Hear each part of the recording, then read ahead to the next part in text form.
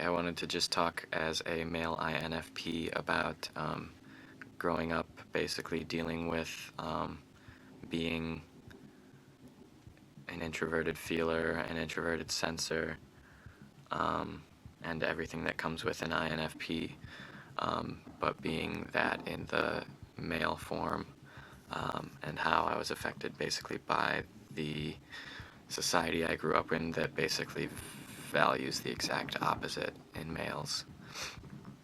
Um, so, so growing up, I'm just gonna try and draw little bits of things that I remember that kind of relate to who I was compared to who my peers were. That kind of elicited a sort of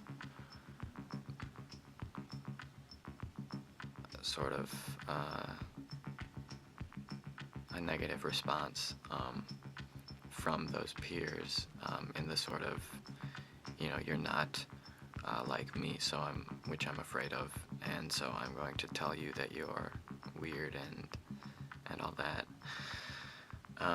So like, for instance, I was always, as a child, very into imagination. I had stuffed animals that were all alive, as far as I knew. I mean, I knew in the back of my head that they weren't really alive, but I liked thinking that they were. And a lot of my time growing up was spent having little adventures with them. This sort of imagination was, I think, present in most children when they were very young. So I identified at first, and it seemed like but then as I grew up, it seemed like what used to be okay became not okay for other boys, while I continued to think that that was what I wanted to do and that was what I enjoyed, so like, if say I'd be over at a friend's house and it was, no, I don't want to play with that, that's for only little kids, only little kids do this or that, so that was a way that a sense of inferiority, I guess, was instilled in me. I remember, certain TV shows that were heavy on the, like, on the make-believe, and that other kids maybe sort of, like, probably, got to know maybe older kids who told them, no, that's not cool anymore, and then, and that, like, sort of trickled down to me, where I'd be like, oh, let's watch this show, and then it oh no, that show's for little kids, what are you, a little kid, and that coupled in with the fact that growing up I was always a bit behind the curve in growth, so I even looked like a little kid. I looked weak, was weak. I mean, I'm still not built in any real sense of that word, but you could say I filled out. I look, I don't look weak. There aren't often many people that come and try and push me over, so I guess, right, I grew out of it, but I think growing up in that sense, it fostered a real insecurity for that.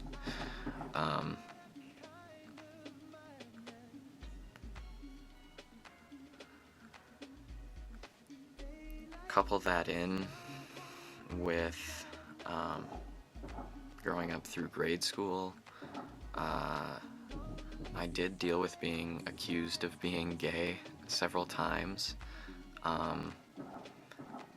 It probably didn't help that I was open about. My parents never took me to church or anything like that, so I never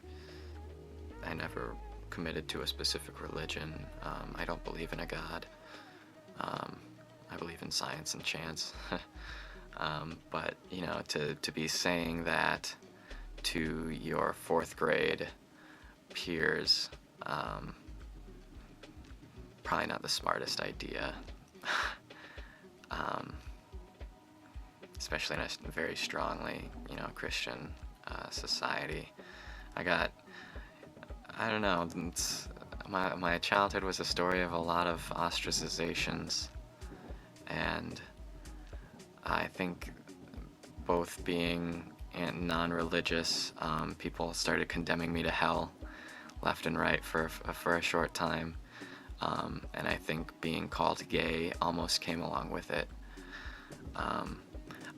I was never, I guess, I mean, I went through certain periods of being really, like, I was shunned by my friend groups, on like maybe separate occasions with two separate groups of friends. So I don't know what caused that. It's just little kids being little kids, but yeah, it definitely, I think those two are linked.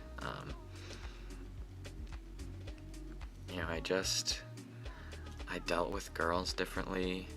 I mean, it was like grade school, so nobody dealt with girls or dealt with boys properly, or anything close to what one might consider the right way. It's like we're dating for like 2 days, and that was like a long time. But it was different. I don't know what caused this, but I always had a longing yet an aversion to touching. So it would be like, I don't know, yeah.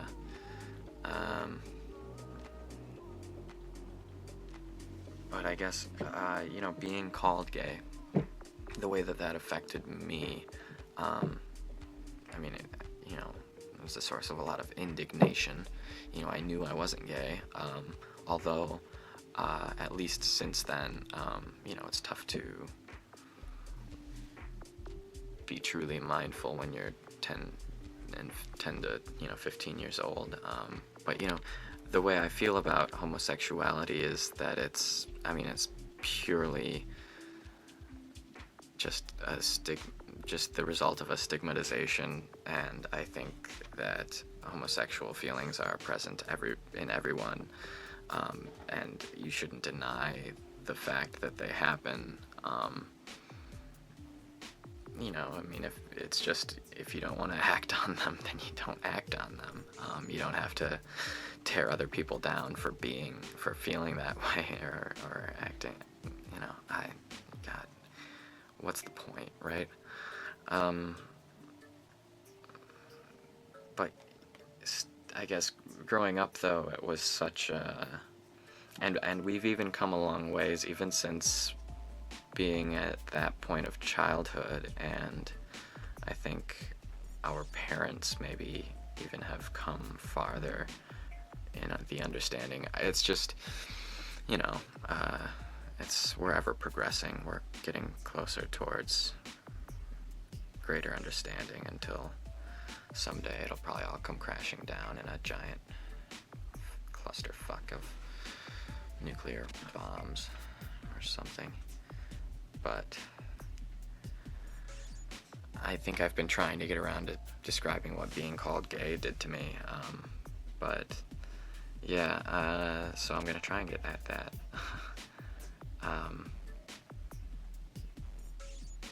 I don't know. It kind of, it made sense to me a little bit. That was the worst part.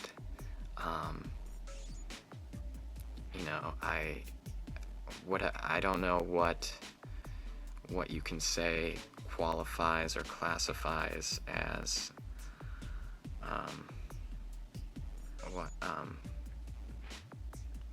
as like sexist generalizations, but and I guess basically it's having certain qualities that are indeed in the minority as far as being expressed by someone of my gender, And I don't think that the qualities that are associated with masculinity and that are associated with femininity should necessarily be so stereotypically applied. I think it is more common to find those traits that are considered masculine in males, and it is more common to find feminine traits in females. I think that's genetic. I think there's a truth behind it. It's just that when we paint over it all with a big brush, you know, individuals get confused and lost and confused.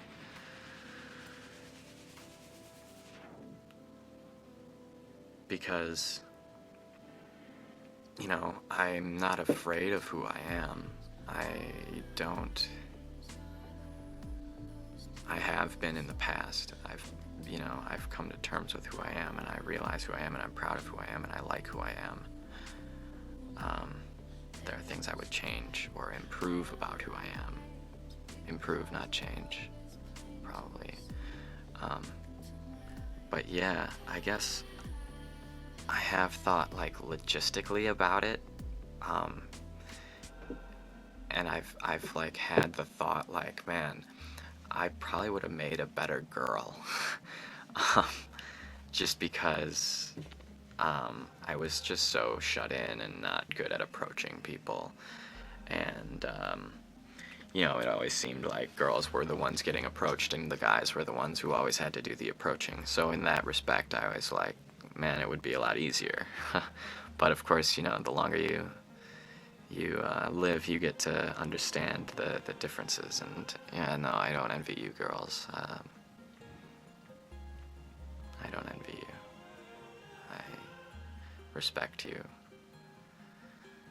more than I can express in a YouTube video. So yeah, yeah, there's certainly privileges that come with being a male, and I'm not going to deny them. And I guess the way that I take it as is, you know, I'm a male who can. I feel like I've always really felt like I could identify with females and the female plight within our society, the things that get them down. And so, you know, it's just being a male who is afforded the certain social, like, auto privileges. I'd like to use those to help. I don't know. And I don't know how to do it, but I want to help women feel more comfortable with who they are, because I don't know. I don't want to sound. I don't know what I want to sound like. It's really, it's something that happens. I don't know how you can change it. It's genetic, and yet it's also social or societal. I don't know. Yeah. This video's going on way too long, so don't know if I'll even post this. Yeah, maybe I covered what I wanted to cover. I'm not even sure.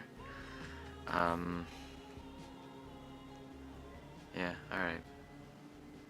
See you soon.